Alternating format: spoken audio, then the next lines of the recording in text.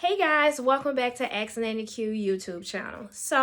I said in a previous video that I was going to try to do more videos for questions that I get on Ask Nanny Q, because here's the thing, a lot of you parents are going through the same thing and you guys ask me the same question. So I want you to understand, one, you're not going through this by yourself. Two, you're not going through this by yourself. Three, you're not crazy. Okay, you're not going through this by yourself. Okay.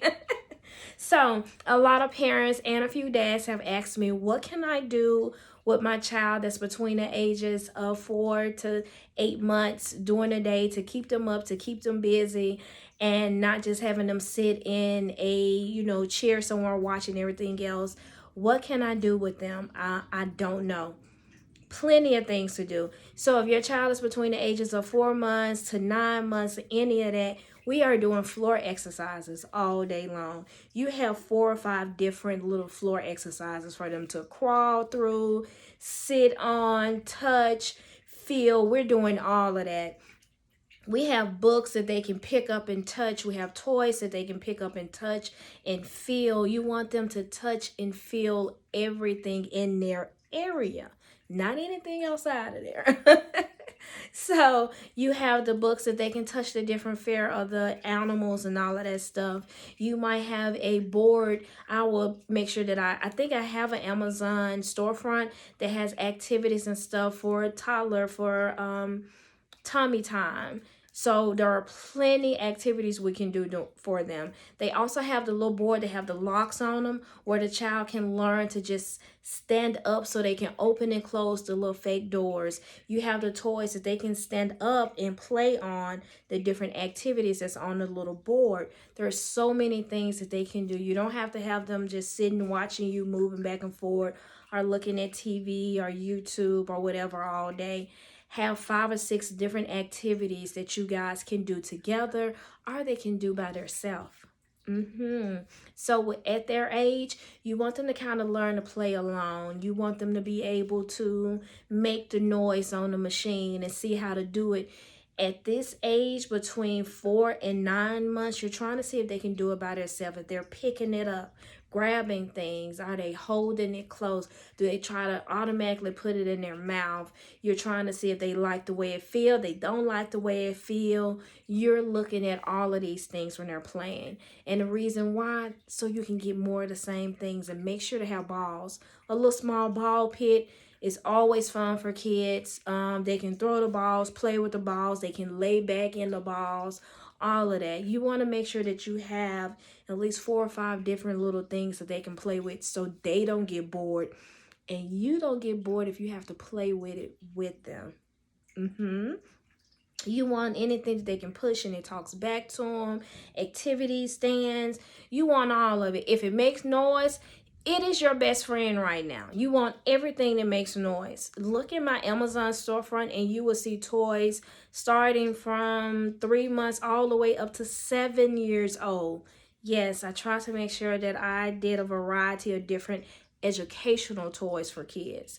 So you want things that's teaching them their body parts. And I know you're like, oh, they're so little. You still want them to learn their body parts. You still want them to learn different sounds and all of that stuff. My grandson has one of those things where he can sit in the middle and bounce, but it has a little activity board around it, so he can bounce and move to different little activities on it. Even though he only does it for 30 minutes, that's fine. That's 30 minutes in that. Then I put him down. He has 30 minutes to play with his kitchen pots and pans. Even though he's just 10 months old, I still brought the little kitchen pots and pans for him so he can bang those and he don't have to be in my kitchen. And he's old enough where everything that he's putting in his mouth is plastic. I clean it on a daily basis. It's sprayed down. It's aired out. So I know it's clean. And it gives him that time by himself to play. And he's not looking for me. He's making so much noise. And I give him a little plastic container box so he can put everything in and dump it out. You have no freaking idea how much fun it is for them to put everything in a box and dump it out on themselves. And they do this all the time. So I make sure he has 3 to 4 different areas that he can crawl to.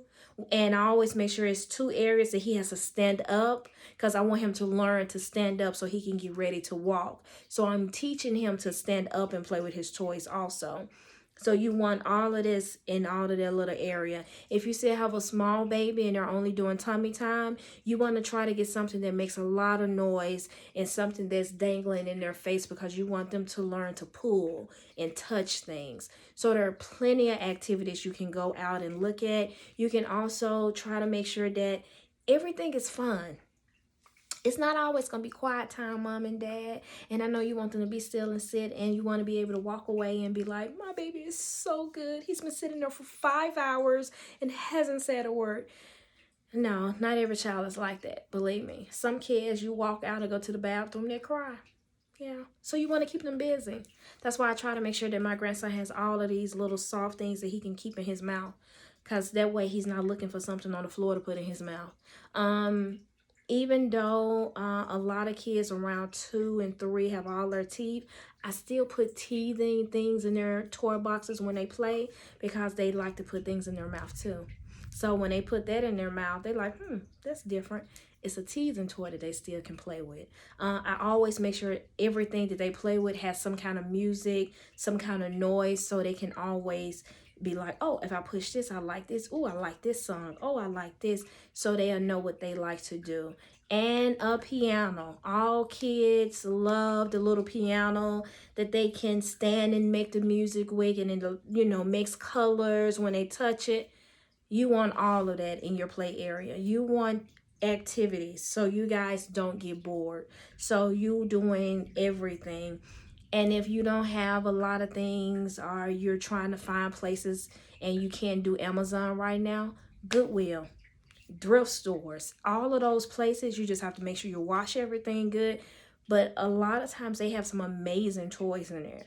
So you can go anywhere. And if you want to do something homemade, get you some Ziploc bags, put some different food coloring in them, and you can use gray tape and put the different color Ziploc bags on the front of like a poster board or something, and let them move it around. Put some rocks and stuff in it so they can have different things to do like that. So it's a lot of activities. You can even put the little Ziploc bags, 4 small Ziploc bags, on their high chair, and put rocks and balls, small little stuff they can move around inside of the bag. You can put it at the top of their high chair, and just make sure that you put it down good so it doesn't break, or they're able to bite it or anything like that, because you don't want anything that's hazardous to them. So you just want to make sure whatever you do, it is put down good, and they can't mess it up, or they can't open it up or anything like that. Normally I super glue all of the sides.